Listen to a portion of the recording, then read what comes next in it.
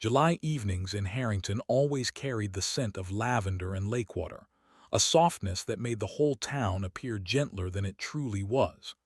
The summer light stayed long past its proper time, stretching itself across the rooftops like a lazy cat. It was the kind of light that made people nostalgic for things they never actually lived through. And within that golden softness, nestled near the quieter end of Rosewood Avenue, sat the Whitmore house, a tasteful two-story Victorian with white shutters and a porch swing that creaked only under the most intentional breeze. Inside that house lived Elliot Whitmore, a man with the face of someone who had learned the art of calm so thoroughly that it now clung to him like a tailored suit. At 37, Elliot had the barely noticeable wrinkles of someone who usually smiled, even if lately his expressions had leaned more toward thoughtful neutrality than genuine warmth. He was a literature professor at Alden University, a small but respected liberal arts college. His colleagues described him as cultivated, his students as the calm in the chaos, and strangers as that man who looks like he's always about to quote a poet. Eliot liked order, not the rigid, harsh kind, but the quiet symmetries of life, a well-made cup of Earl Grey, a book left open at the exact point he stopped reading, the rhythmic hum of a well-kept home. His life had always been made of these small, curated moments.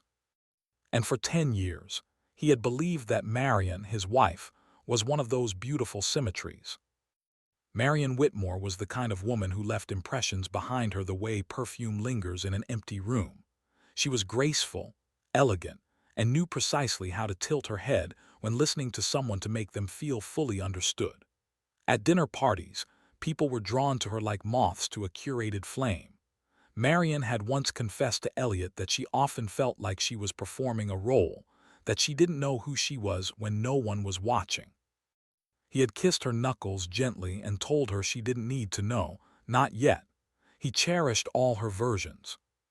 But that had been 5 years ago, when their marriage still felt like a garden tended by both of them rather than a glass structure Elliot alone preserved. By the time July arrived, something had begun to fracture beneath the surface of their life. Elliot noticed it in small ways: the increased nights Marion spent working late, the faint scent of a cologne he didn't own clinging to her silk scarf, the sudden guardedness in her eyes when he asked harmless questions.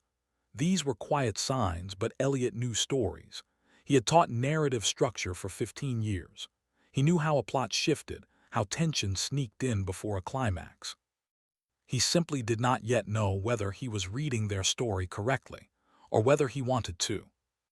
The truth arrived on a Tuesday. Tuesdays had become Marion's yoga evenings, a ritual she performed with such dedication that Elliot had never questioned it. She would leave the house in her fitted leggings and white linen hoodie, her hair tied neatly into a high ponytail, her water bottle swinging lightly at her side. Elliot always kissed her goodbye at the door, his hand lingering a moment too long at her waist. This particular Tuesday, however, he had forgotten that his department meeting had been canceled. He came home early, far earlier than Marion would expect.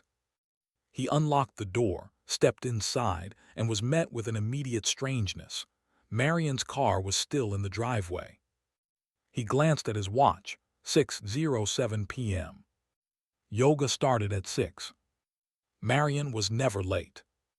At first, Elliot assumed she'd simply forgotten something and come back. He moved through the house quietly, not stealthily, simply naturally soundless, the way he always was. He found her in the living room. She wasn't alone. There, on the very couch the two of them had picked out together, sat Julian Hart, the man Elliot knew only distantly as Marion's coworker, the CFO of the design firm where she worked. Julian was handsome in a polished, overconfident sort of way: tan skin, perfectly styled dark hair, a jawline that seemed engineered for networking events. He was wearing a shirt Elliot recognized from a charity gala they had all attended. Marion was beside him, sitting far too close for the conversation to be anything other than what it was. Her legs were angled toward Julian's, her smile soft and subtle, the smile she saved for intimate confessions. Julian's hand rested casually on her thigh. Elliot didn't hear the words they exchanged. He didn't need to. They looked up too late. "Oh, Elliot," Marion said, her eyes widening in the first honest emotion he'd seen from her in months. Julian's hand snapped back as though burned. "Elliot, I didn't expect." "No," Elliot said gently. "I imagine you didn't." His voice was even, his posture poised. He did not shout, did not demand explanations, did not theatrically storm out. He simply looked at them both, his gaze calm in a way that made Marion visibly uneasy. "Please," he said, gesturing politely to the door, "continue your conversation elsewhere." Julian scrambled to his feet, murmuring apologetic nonsense that Elliot didn't listen to. Marion stayed seated, unable to meet her husband's eyes.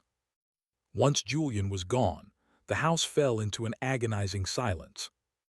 Marion spoke first. "Elliot, please let me explain. It's not what it looks like." "It's exactly what it looks like," he replied, still peacefully composed. "And I don't need an explanation right now." "You do." Her voice trembled with confusion. "No," Elliot said softly, "I need space and time." He walked past her, up the stairs into his study and closed the door gently. Not slammed, never slammed. He sat at his mahogany desk, placed his hands together, and exhaled slowly. He had been cheated on. The realization didn't strike like lightning. It settled like dust, quietly everywhere, until the whole room seemed coated in it. Yet beneath the ache, something else flickered. Not anger, not grief. Something sharper. Something that unfurled with the elegance of a silk ribbon. Elliot Whitmore had never been a vengeful man, but he had always understood poetry. And what Marion had done, this careless, graceless betrayal, deserved a response crafted with the precision of a master storyteller. Not violence, not rage. No, what he envisioned would be art. A performance. A grand, subtle unveiling of truth. A revenge so deft, so polished, so painfully civil that it would haunt Marion far longer than fury ever could. He would give her what she truly deserved. A beautifully orchestrated, unforgettable lesson in consequences. But first, he needed to understand the full story, every thread, every hidden detail. Only then could he weave it into the kind of narrative that ended exactly the way he intended. And so, Elliot began his plan. For 2 days after the living room incident, as Elliot privately named it, the Whitmore house became a museum of politeness. Marion moved through the rooms as though afraid to disturb the air itself. She knocked before entering their own bedroom. She spoke gently, cautiously, measuring her tone with the precision of someone handling a fragile artifact. Elliot did not forbid her from talking.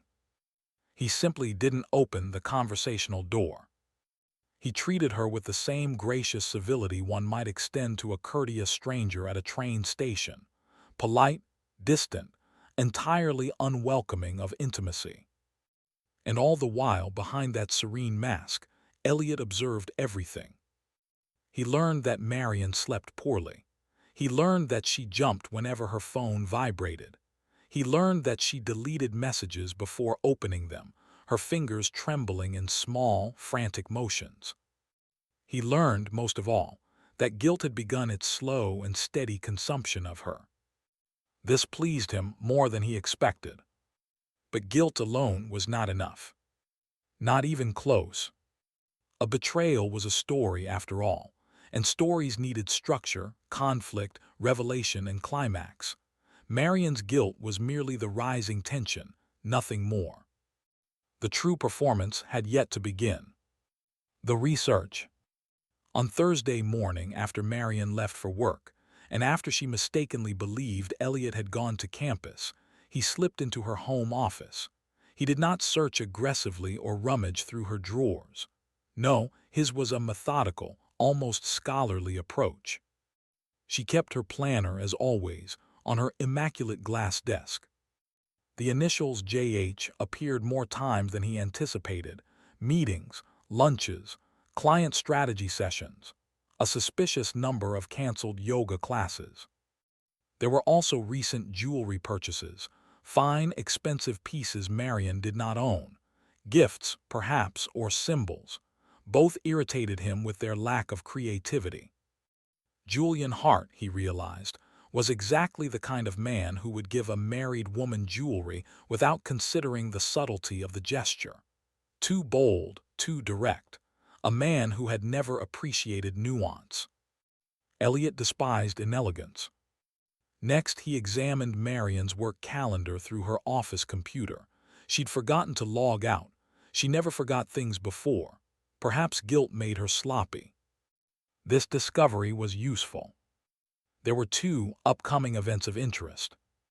The Alden University fundraising gala, where Elliot was a keynote speaker. The Hart and Dawson Partnership celebration, hosted by Julian's company. Marion was expected to attend both. Elliot leaned back in her chair, steepling his fingers. Two events, two audiences, two opportunities. He could already feel the threads of his plan knitting themselves together. A narrative was taking shape. The support cast. Every good performance required trusted collaborators, or at the very least, informed observers. Elliot's first choice was obvious: Clara Beaumont, his colleague and closest friend at the university. A sharp-witted art historian with a wicked sense of humor and a loyalty Elliot often underestimated. When he visited her office later that afternoon, she greeted him with a warm smile that faded the instant she saw his expression. "What happened?" she asked. And so he told her, not dramatically, not with bitterness, but with a quiet clarity that made Clara swear under her breath in French at least twice. "That bastard," she murmured, and Marion the audacity. He raised a hand. "It's all right." "It's not."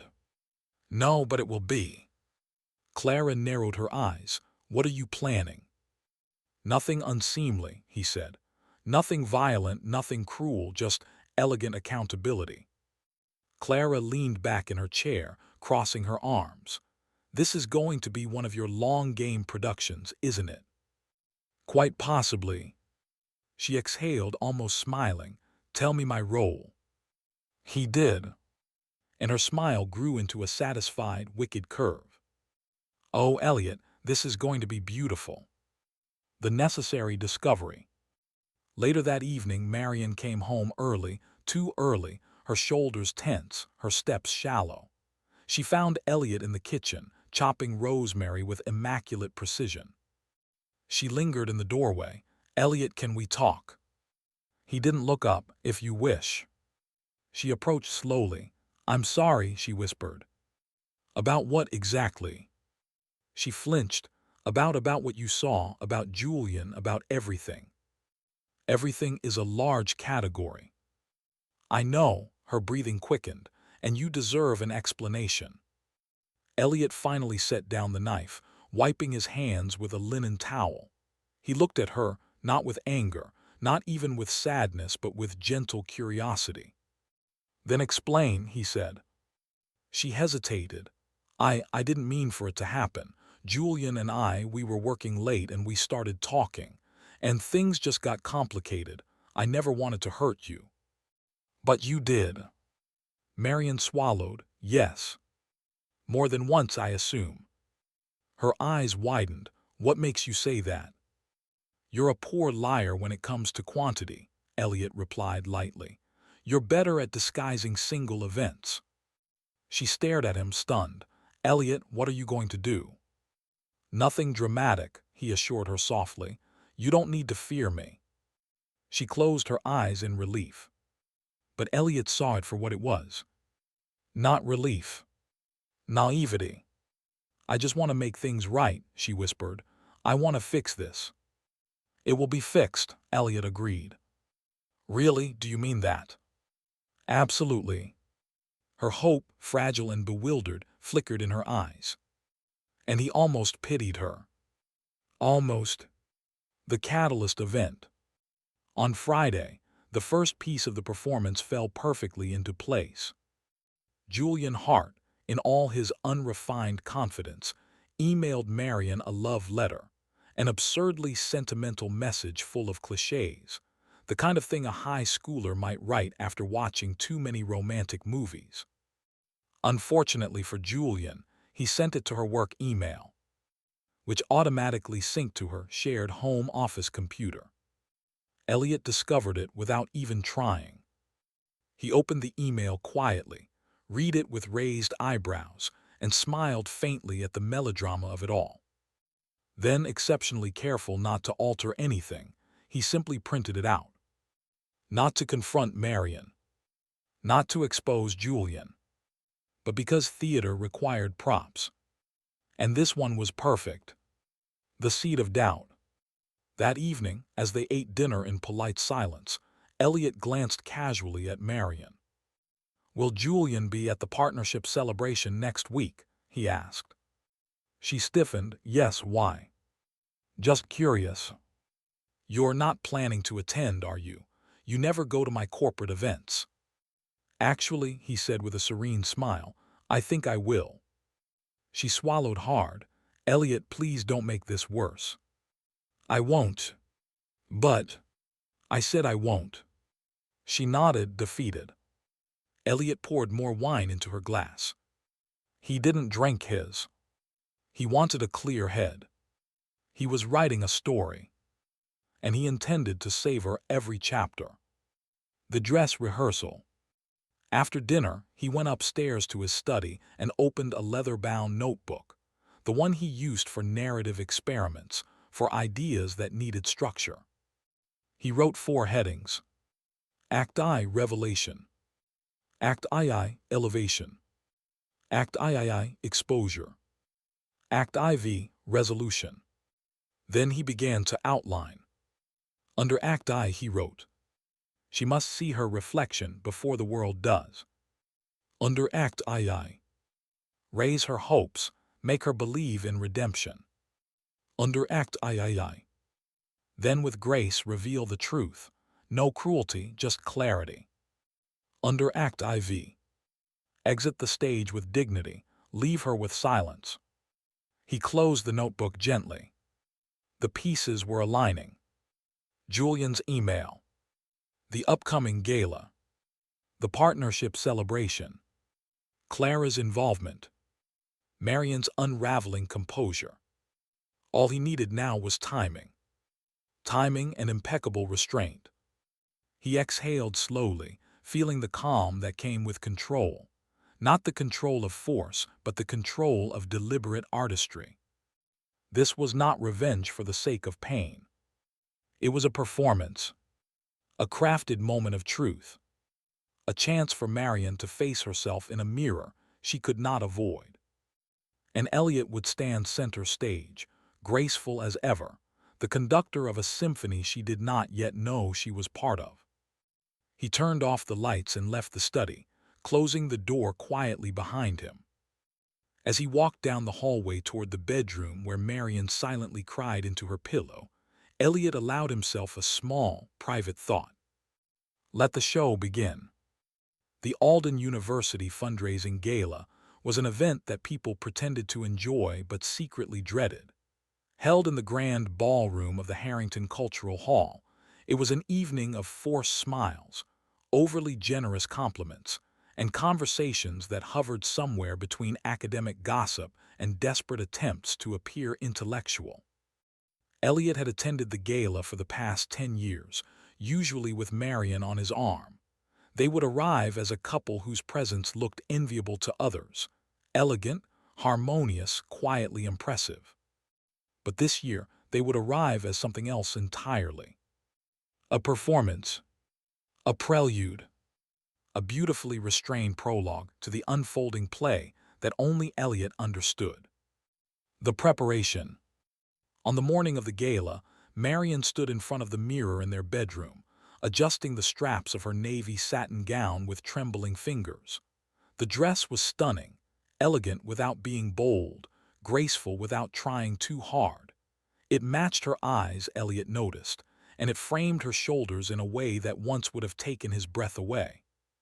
Now he simply observed. "You look lovely," he said from the doorway. She jumped slightly. "Thank you," she whispered. Her eyes searched his face, trying to decipher whether the compliment was sincere. She failed. Elliot offered her an unreadable smile. That was intentional. "What time are we leaving?" she asked. 7 sharp. I should warn you," Marion continued, her voice unsteady. "People will ask questions about us." "Of course they will." "And what should I say?" "That everything is fine," Elliot replied calmly. "Because it is." She stared at him, confused and hopeful. "Is it really?"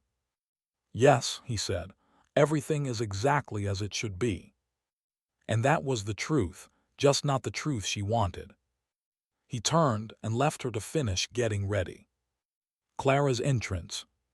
Clara Beaumont arrived at the house at 6:45, looking exquisite in a deep emerald gown that made her copper hair glow under the porch lights. She stepped inside with a bright smile. "Darling," she said, pulling Elliot into a warm embrace, "are we ready for tonight's entertainment?" Marion appeared at the top of the stairs, startled by Clara's presence. "Oh, Clara," she managed, "you're coming with us." Clara flashed a charming smile that had a sliver of steel in it. "Of course, Elliot invited me." Marion's throat tightened. "I see." The three of them walked to the car, Marion clutching her evening bag like a lifeline, Elliot calm as a still lake, Clara glowing with the wicked delight of someone who knew she was in on a secret. The gala begins. The ballroom was flooded with warm golden light, the chandeliers shimmering like constellations caught indoors. A quartet played soft classical music in the corner, blending seamlessly into the hum of conversation. As soon as they entered, Elliot and Marion became the center of polite attention. Elliot, Marion. "So good to see you both. You look wonderful tonight. How's the semester going? How's the design firm? You two are as elegant as ever." Marion smiled through all of it, but Elliot could see the faint panic behind her perfectly painted lashes. She was terrified someone would find out. She was terrified he might have told someone. And Elliot, he was serene. Clara stayed close, drifting beside him like a conspiratorial shadow. She played her role flawlessly, attentive to Elliot, friendly to Marion, and subtly observant of the room. After half an hour of pleasant mingling, Elliot excused himself to prepare for his keynote speech. "Wish me luck," he said softly. Marion's fingers curled around his sleeve. "Always." Clara leaned in. "Break a leg, Professor." He smiled. "Oh, I intend to." The keynote speech. The audience took their seats as Elliot stepped onto the stage. A hush fell over the ballroom, the kind of respectful silence reserved for people who had earned their reputation. Tonight, however, Elliot was not speaking about literature. He was speaking about truth, about narratives, about the ways in which people betray their own stories. He looked out over the crowd, his gaze briefly landing on Marion and Clara at their table. Marion's expression was tight with nerves. Clara's eyes glowed with excitement. Elliot began. "Ladies and gentlemen, tonight I want to speak about authenticity.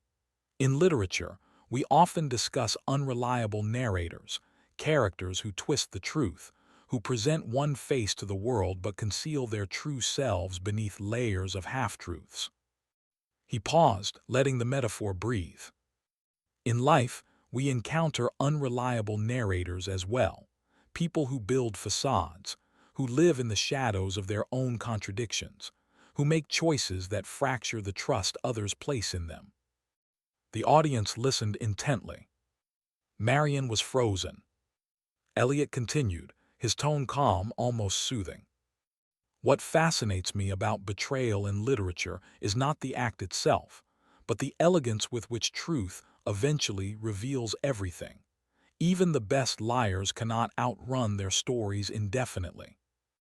A murmur rippled through the room. Clara watched Marion carefully. Elliot's eyes returned once more to his wife. And so, tonight, I propose a thought. Perhaps the greatest act of dignity is not to hide a fracture in one's life, but to face it with honesty, to acknowledge it, to allow truth its moment on stage. He delivered the final line with exquisite precision. Because truth eventually always takes its bow. The audience erupted in warm applause. Marion sat rigid, her hands trembling in her lap. She knew. She knew the speech was for her. But no one else knew. It was intimate humiliation, silent, elegant, entirely private. A whispered dagger wrapped in silk. A perfect first act. After the speech, as the applause faded, Elliot stepped down from the stage and returned to the table. Marion forced a smile. "That was a powerful speech," she said softly. "Thank you," he replied. "I enjoyed writing it." It felt, she hesitated, personal. All good stories are personal. Her throat tightened. Clara sipped her champagne with a knowing smirk. Around them, guests offered compliments and praise. "Brilliant, Elliot. So thoughtful. Your metaphor about betrayal was fascinating. Quite profound." Marion's face paled with every remark. Not because anyone knew, but because they could have. Because the truth hovered delicately, dangerously near the surface. And Elliot had never looked more composed. A dance of appearances. Later in the evening, as the quartet shifted into a soft waltz, Clara nudged Elliot playfully. "Care to dance?" she asked. He nodded. They stepped onto the floor, moving smoothly among the other couples. Clara leaned in just enough to speak quietly. "That was masterful," she murmured. "The perfect balance of implication and mystery." "Thank you," Elliot said. "Act 1 should never give too much away." Clara chuckled. "You're enjoying this." "Immensely." "And Marion?" Elliot glanced to the side. Marion was standing alone at their table, watching them, her shoulders trembling slightly. She looked like someone waiting for a verdict. "She is beginning to understand," Elliot replied. "Good," Clara whispered. "Let her." The music swelled, and Elliot guided Clara through a turn. It felt almost poetic. Marion could see everything, but she could do nothing. The mirror moment. When the dance ended, Elliot walked back to Marion. She tried to smile, but the expression wavered. "Elliot, are you angry with me?" she whispered. "No." "Then why are you doing this?" He looked at her gently. "To help you see clearly." "I already do." "You will," he corrected softly, "but not yet." Her breath hitched. This was not fury. This was not punishment.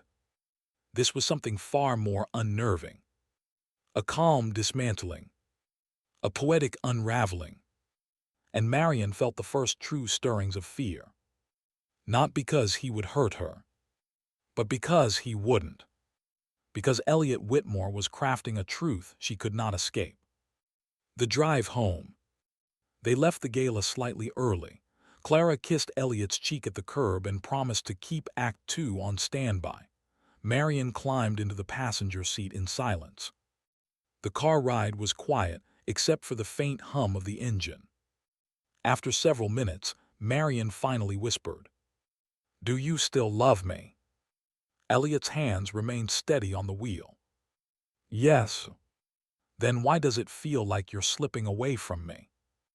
"Because," he answered softly, his tone almost gentle, "you set the stage for a different ending." Marion pressed a trembling hand to her lips. "I'm trying, Elliot, I swear. I made a mistake, a terrible one. I want to fix it." "And you will," he said. "How?"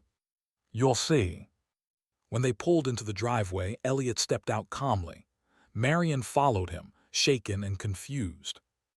"Elliot," she whispered as he reached the porch, Please tell me what's happening." He turned to her, his expression serene, almost kind. "Act 1," he said, "is over." And he walked inside. The evening of the Hart and Dawson partnership celebration arrived with the kind of restless summer heat that clings to the skin and makes everything feel slightly more dramatic than it needs to be.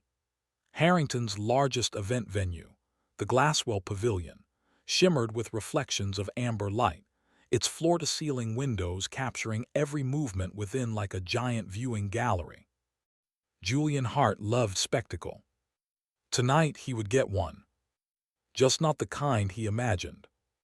Elliot dressed slowly, deliberately, a charcoal suit, a crisp white shirt, a silk tie the color of midnight ink. He looked like a man attending a symphony, not a corporate celebration. He appreciated that. Appearances were language. Marian, meanwhile, was pale. Her rose gold dress, one Julian had once complimented too effusively, Elliot noted, hung on her frame like a memory of confidence she no longer possessed. She glanced at Elliot constantly, as though afraid he might say something, or worse, reveal something. "Are you sure you want to go?" she asked for the 5th time. "Certainly." She swallowed. "Julian will be there." "I expect so." "And you're comfortable with that?"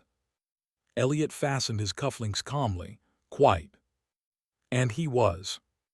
Utterly, perfectly comfortable. Because tonight Act 2 would begin.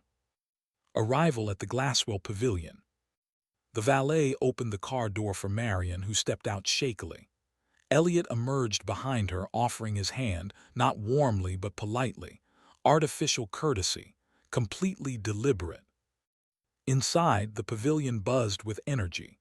Polished stone floors, chandeliers shaped like spirals of molten glass, and a crowd of executives buzzing with flattery and networking hunger. Julian spotted Marian first. His whole face brightened. Then he saw Elliot. The brightness faltered. Julian approached with a practiced smile. "Marian, Elliot, it's good to see you both." Elliot extended a hand. "Julian." The handshake was brief, measured, and entirely without malice. Yet something in Elliot's eyes made Julian straighten uncomfortably. A calm man was the most unsettling kind. Marian stood between them, trembling just enough that only Elliot noticed. "Will you excuse me?" Elliot said lightly. "I see someone I need to speak with." He left them standing together. Marian panicked, Julian confused, not to create discomfort but to observe it from afar. Their reactions were data points in his unfolding composition. Clara's arrival. 10 minutes later, Clara Beaumont entered the room like a storm disguised as a socialite.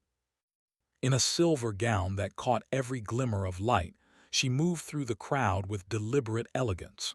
The moment she spotted Elliot, she lifted her glass in greeting. "Act 2, she whispered as he joined her. "I see you've placed the puppets on their strings." "Just setting the stage," Elliot murmured. She studied him. "You're calmer than I expected." "There's no reason not to be. You know Marian is unraveling." "She needs to." Clara nodded slowly, her expression softening. "This is still painful for you, isn't it?" Elliot didn't answer immediately. He took a sip of champagne, watching Marian and Julian from across the room, two people trying and failing to act like nothing had happened. "Yes," he said softly, "but precision makes pain tolerable." Clara touched his arm gently. "Just don't forget you're human in all of this." "I haven't," he replied. He was painfully aware of it. A gift for Julian. When Julian drifted toward the bar, Elliot followed at a leisurely pace. He stood beside him, ordering mineral water. Julian glanced over nervously. "Everything all right?" "Yes, why wouldn't it be?" Julian coughed lightly. "I wasn't sure how much Marian might have told you." Elliot turned to him, calm as still water. "Enough." "Look," Julian said quickly, "I didn't mean to cause trouble. I care about Marian, I do, but I never intended." To interfere in another man's marriage? Elliot asked. Julian froze. Elliot smiled softly. Relax, I'm not here to threaten you. Julian blinked. You're not.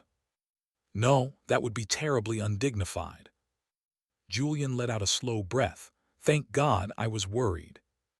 I do, however, expect one thing, Elliot added gently. What's that? Truth. Julian swallowed. About what? The extent of your involvement. Be honest with me. Julian hesitated, then nodded. We were together for several months. Elliot already knew. And you believed, Elliot continued, that Marion might leave me. Julian said nothing. Silence was answer enough. Elliot nodded thoughtfully. You misunderstand her. Marion rarely leaves anything. She waits for others to make decisions she can avoid. It's one of her weaknesses. Julian frowned. Why are you telling me this? Because, Elliot said softly, you've placed yourself in a narrative that does not belong to you.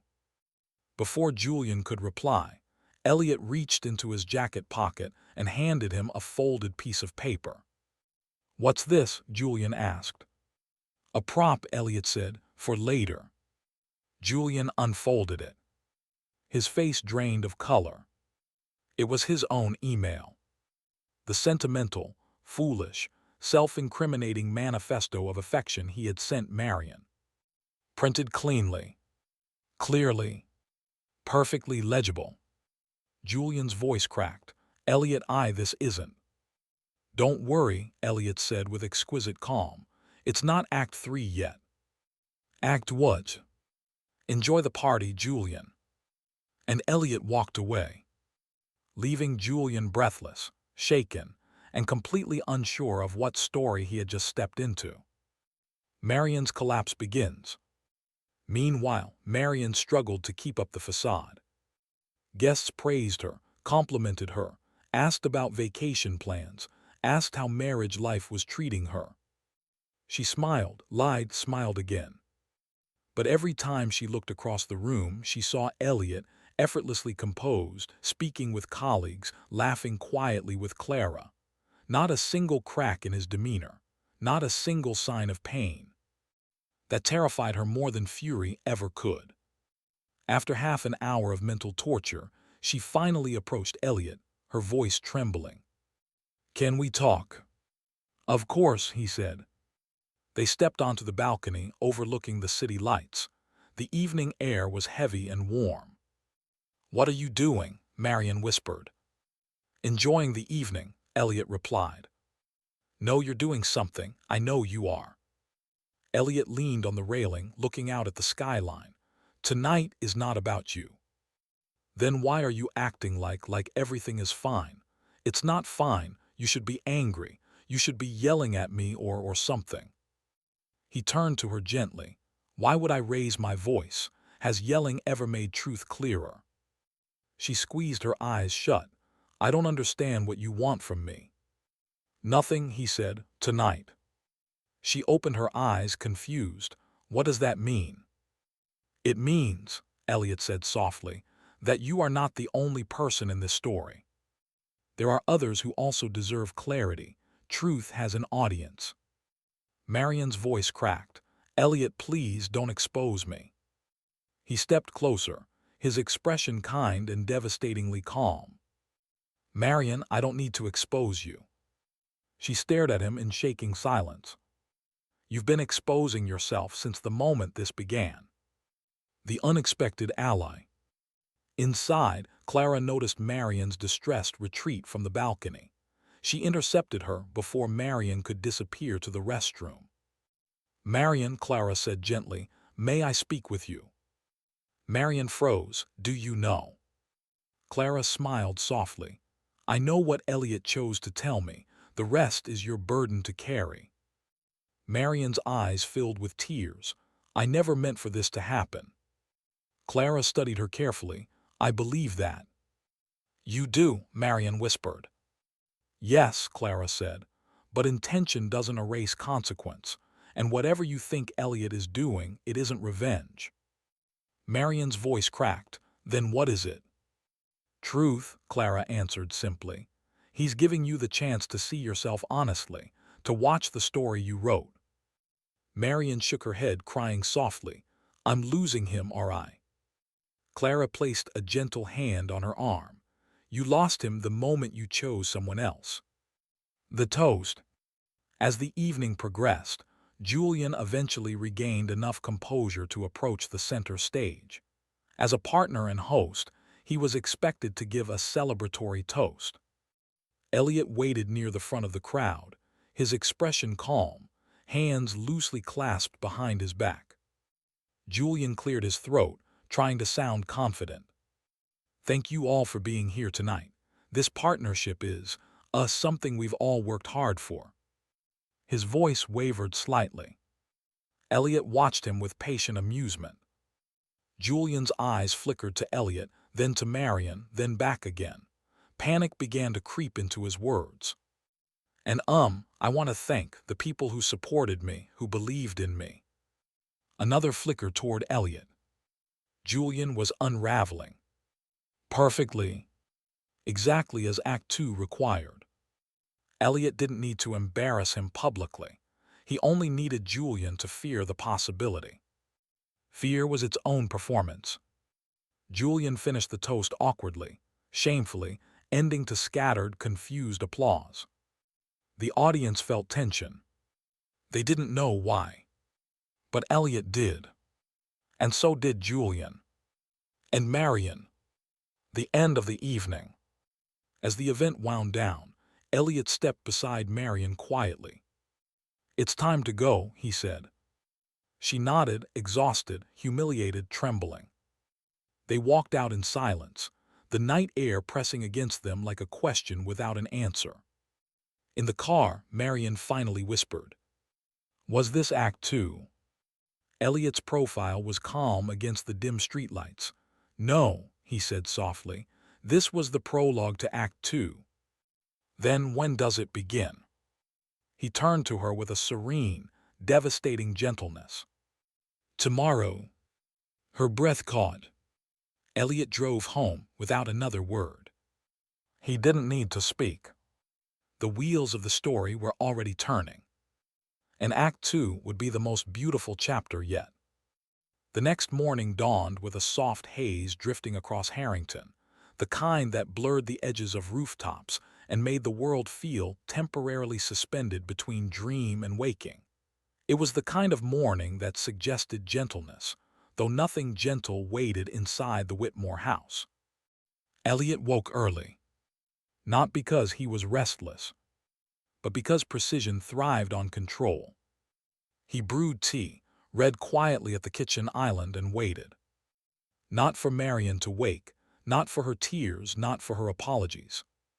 He waited for a shift in her, because Act Two depended entirely on one crucial element: her belief that things could still be saved.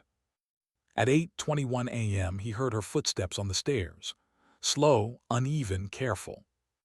Marion entered the room looking hollow, dressed in one of Elliot's button-down shirts like she did on mornings when she still believed they were a team. "Good morning," she whispered. "Morning," he replied calmly. She stared at him as though trying to locate the remnants of the man she had married. The man who once kissed her at sunrise, who made her laugh until her ribs ached, who held her hands like they were made of music. He was there. But he was. "What are you reading?" she asked softly. He closed the book, A History of Stagecraft. Oh, an ironic choice, yes. Did he choose it intentionally? Yes. She hovered near the counter. "Elliot, about last night." "We'll talk after breakfast," he said gently. "Eat something first." The kindness in his voice made her eyes sting.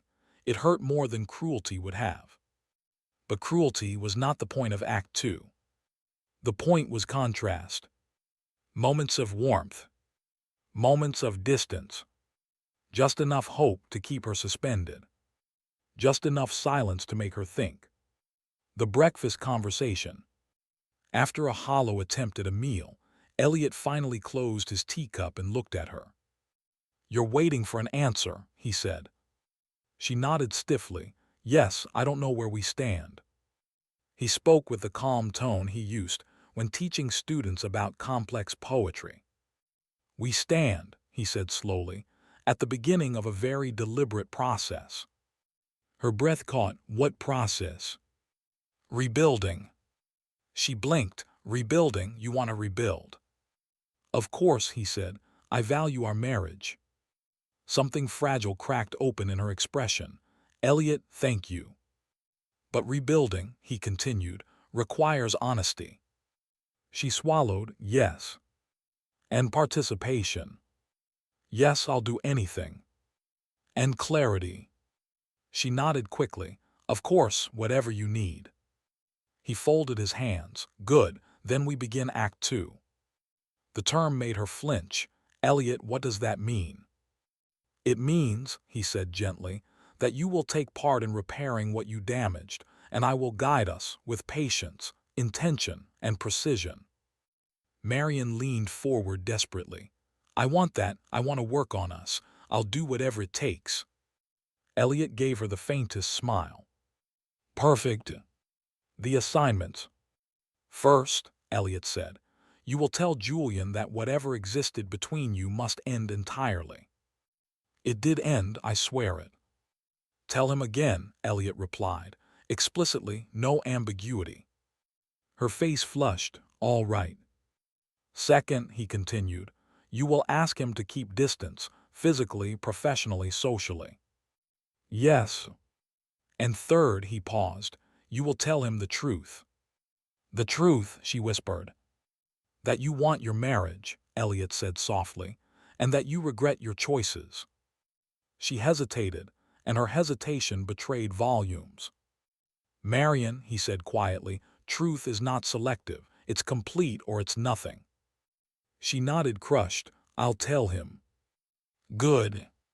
She exhaled shakily. "And what about you? What do you need from me?" Elliot looked at her, with an expression so calm it nearly broke her. "Presence," he said, "participation, honesty, that is all." Her tears spilled silently. "I can do that." He reached for a napkin and placed it gently in her hand. Not wiping her tears. Not touching her skin. The distance was intentional. Precise. Measured. Act Two had begun. Julian's humbling. At 11:14 a.m., Marion drove to the firm. Elliot watched her car disappear down the street with the quiet confidence of a conductor waiting for the orchestra to return on cue. Clara arrived 15 minutes later with muffins, and an expression that suggested she'd been waiting for this update like theater critics wait for opening night. "Well," she asked brightly. "Act Two is underway," Elliot replied. "Wonderful tea." They sat in the kitchen, Clara perched elegantly on a stool, legs crossed, watching him with perceptive eyes. "You're steady," she observed. "Shouldn't I be? Many people would crumble by now." "I don't intend to crumble.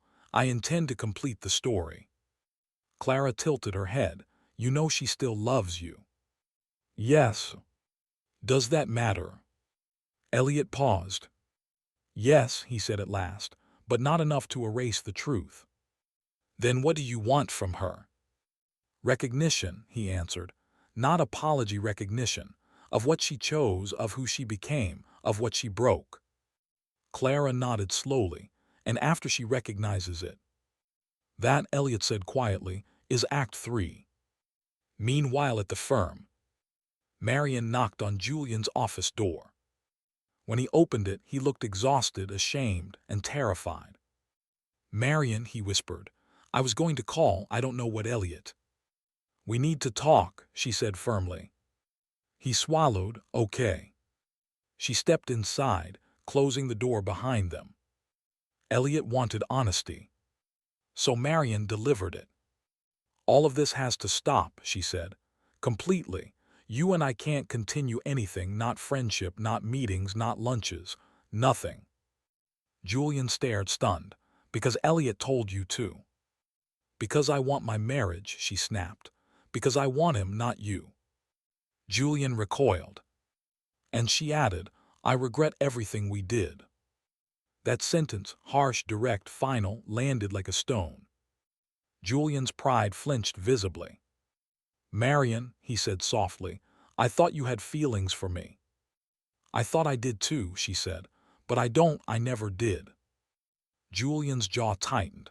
And what about Elliot? You think he'll forgive you? She stiffened. He wants to rebuild. Julian scoffed. He's manipulating you. Marian's voice turned sharp. No, he's being honest, which is more than either of us has been. Julian stood abruptly. I don't deserve this. No, Marian said. You don't deserve him printing your email and handing it back to you either. But he did it. Quietly. Elegantly. Because he doesn't need to make a scene. Julian froze. Marian continued, voice trembling. He is handling this with more dignity than either of us ever did. Julian's throat tightened. Don't contact me outside of work again, she said, please. Then she walked out. And Julian Hart, who had built an entire identity on being desired, admired, and chosen, found himself alone. Elliot had dismantled him without raising his voice. The promise. When Marian returned home that afternoon, Elliot was in the garden pruning the lavender. She approached slowly. I did it. He didn't turn. Good. I told him everything. What did he say? That I'm being manipulated, she whispered. Elliot finally looked at her. And do you believe that? No, she said immediately. Then quieter, do you? Elliot set down the shears. If I were manipulating you, Marian, you would feel controlled. I don't feel controlled, she said. What do you feel? She hesitated, exposed. That's truth, Elliot said gently, not manipulation. Her eyes softened, filling with emotion. Elliot, are you really giving us a chance? I told you, he replied calmly. We are rebuilding. She exhaled, relieved. Thank you. He nodded. A small nod, measured and careful. Too careful for her to see the truth. Rebuilding was not the destination. It was Act Two. And Act Two would end exactly where he intended. The dinner together. That evening, Elliot suggested they cook together, a task that once would have been intimate, familiar, easy. Tonight it was something else entirely. A test. A mirror. A performance within the performance. Marian reached for the tomatoes. I remember you taught me how to cut these properly, the bridge grip. You remember correctly, Elliot said. She smiled faintly, grateful. They cooked quietly, coordinated in motion but distant in spirit. Marian tried several times to reach for old inside jokes, old rhythms, old comforts. But Elliot responded with polite calm every time. Not cold. Not dismissive. Not angry. Just unreachable. After they ate, Marian stared at him across the table. Do you think we can be happy again? She whispered. I think, Elliot said gently, that honesty is the only path toward happiness. She nodded quickly. Yes, yes, I can be honest, I will be. He held her gaze for a long moment. Then he said softly, Act Two continues tomorrow. Before bed, Elliot returned to his study and opened his leather-bound notebook. Under Act II, he wrote one line. She must want redemption more than she fears consequence. He closed the notebook. Down the hall, Marian cried quietly in the dark. Not because Elliot was angry, but because he was. Because anger can be forgiven. Calm cannot. Elliot lay awake, listening to the silence, feeling the clarity of purpose settle perfectly inside him. The truth was almost ready. Act 3 would be the reveal. The moment the lights lifted. The moment the audience finally understood the story he'd been writing. He closed his eyes and let the quiet wrap around him. Act 2 was nearly complete. The final days of Elliot's plan unfolded with the quiet inevitability of a tide rolling toward shore. There were no arguments, no slammed doors, no accusations. Only stillness. Stillness so complete it became its own form of suspense. Marion moved through the house like someone living in borrowed space, trying to read him in every gesture, in every softened or sharpened syllable. Elliot gave her gentleness, polite, measured gentleness, but never warmth. Warmth was intimacy, and intimacy was a gift. He was done giving unearned gifts. The letter. On the last Thursday of July, Elliot left an envelope on the dining table. Cream paper. Black ink. Her name written in his graceful script.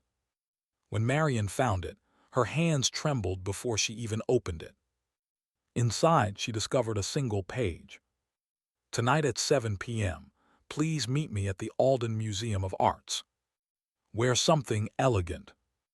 We will have a conversation that matters. A.W.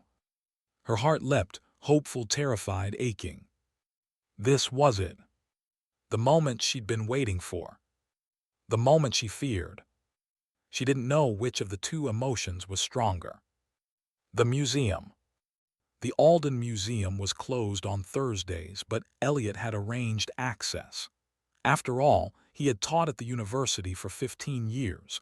The curator adored him, and he adored the museum's quiet reverence. At 7:03 p.m., Marion stepped through the glass doors wearing a midnight blue dress. She had chosen it because Elliot once said it made her look like moonlight personified. He stood in the center of the main hall, framed by tall marble columns and soft golden uplighting. A string quartet played faintly in the distance, one of Elliot's favorite recordings. It felt like a scene from a different life. "Elliot," she whispered. He turned. "Thank you for coming." She exhaled, overwhelmed. I hoped this meant something." "It does," he replied. He wasn't wearing anger. He wasn't wearing heartbreak. He was wearing poise, which frightened her more than anything else. The walk through the gallery. He guided her through the first exhibit, portraits from the Romantic era. Dim light, soft shadows, faces captured in longing. "You know," he said lightly, "artists of this period believed that betrayal had to be dramatized. Spectacle, violence, tragedy." Marion winced. "But I've always preferred subtlety," he continued. "I know," she whispered. They paused before a painting of a woman, reaching for a man who was already turning away. "Do you think she regrets it?" Elliot asked. "Yes," Marion answered immediately. "You can see it in her eyes." "And do you think he'll stay?" She swallowed. "No, he's already leaving." Elliot's gaze lingered on the painting a moment longer. Then he walked on. The room of glass. Their path led them into a smaller exhibit filled with delicate glass sculptures. Light refracted through each piece, scattering tiny rainbows across the walls and floor. Glass had always been Elliot's favorite medium. Fragile, precise, beautiful even in its imperfections. He stopped before a sculpture titled "The Unraveling." Clear strands of glass twisted into a shape that almost formed a whole, almost, but not quite. "Marion," he said softly, "I need to tell you something important." She tensed. "Yes." He turned to face her fully. "I am not rebuilding our marriage." Her breath broke. What? But you said." "I said we were beginning a process," he replied calmly. "And we did, but rebuilding was never the destination. It was the stage on which truth could reveal itself." She shook her head, dazed. "Elliot, I thought you were giving us a chance." "I gave you honesty," he said gently. "I gave you space to understand yourself. I gave you time to see the consequences from the inside out." Tears filled her eyes. So the dinners, the conversations, the calm were real, he said. "I didn't lie. I simply didn't promise a future I no longer felt." Her voice broke into a whisper. Why now? Because now, Elliot said, you finally understand what you lost, and I finally understand that staying would be an act of self-erasure. She reached for him. He stepped back. Not cruelly, not dramatically, just unmistakably. The reveal. Marion, he continued softly, let me tell you the full truth. She stood frozen, tears trembling on her lashes. You didn't lose me because you cheated, he said. People make mistakes, people falter. Betrayal doesn't always kill love. Then why? She whispered. You lost me, he answered. Because when I walked into the living room that day, I didn't see a woman torn by conflict or regret. He held her gaze. I saw a woman who had already left me in her heart. She let out a shattered breath. You were gone long before Julian touched your hand, Elliot said. You didn't just betray our marriage, you abandoned it, quietly, slowly, thoughtlessly. A sob escaped her. Elliot, please. Marion, he said softly, you walked out first. I'm simply following. The final notes. How long, she choked out, how long have you known this was the end? Since the night I saw you with him, he replied. The love I had for you didn't disappear, it shifted. It became something softer, something that could let go. And all of this, the museum, the calm, everything you did, was it revenge? He shook his head gently. No, not revenge. A conclusion. But you planned it. I planned, he said, to give us both clarity. You needed to feel the weight of what happened, and I needed time to see the truth beneath the hurt. She wiped her face with trembling hands. So this is goodbye. It is, he said softly, but elegantly, calmly, without cruelty. Elliot, she reached for him again, then let her hand fall. I still love you. He exhaled, pained but steady. And I am grateful for that, he said, truly, but love is not always a reason to stay. Her tears spilled freely. Is there nothing left, nothing we can save? He looked at her with the gentlest expression he'd given her in months. There is something left, he said. Respect, enough respect to end this with grace. She folded into herself, sobbing silently. He let her cry, not intervening, not holding her. She had to feel this ending. He owed her honesty, not comfort. The final gesture. When she finally steadied her breath, he handed her a second envelope. Inside was a document. A separation agreement. Fair, reasonable, kind, and entirely non-negotiable. Her voice trembled. You already had this prepared. Only after Act 2, he said, once I understood what I needed. She stared at the paper, then at him. Elliot, your revenge. He lifted an eyebrow. Revenge implies harm. She shook her head slowly. No, no, this is worse. You made me see everything I didn't want to see. I made you see the truth, he corrected, and I saw mine. They stood in silence beneath the refracted lights. Then Elliot stepped forward and placed a gentle kiss on her forehead. It was tender. It was final. It was the closing line of a story he had written with intention. Goodbye, Marion. Her voice cracked. Will I ever see you again? Of course, he said softly, but never again as your husband. He turned, walked toward the museum exit, and did not look back. She watched him go, her knees buckling beneath the weight of realization. He hadn't destroyed her. He hadn't punished her. He hadn't humiliated her. He had given her a mirror and made her watch her own heart break. A beautifully orchestrated, painfully elegant ending. The kind only Elliot Whitmore could create. Epilogue 1 year later. Harrington's lavender blooms that summer were especially vivid. Elliot walked down Rosewood Avenue with a quiet smile, carrying a stack of papers from the university.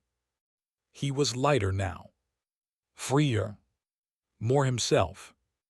He taught a new course, narrative honesty in modern literature. He had moved to a smaller house near the lake.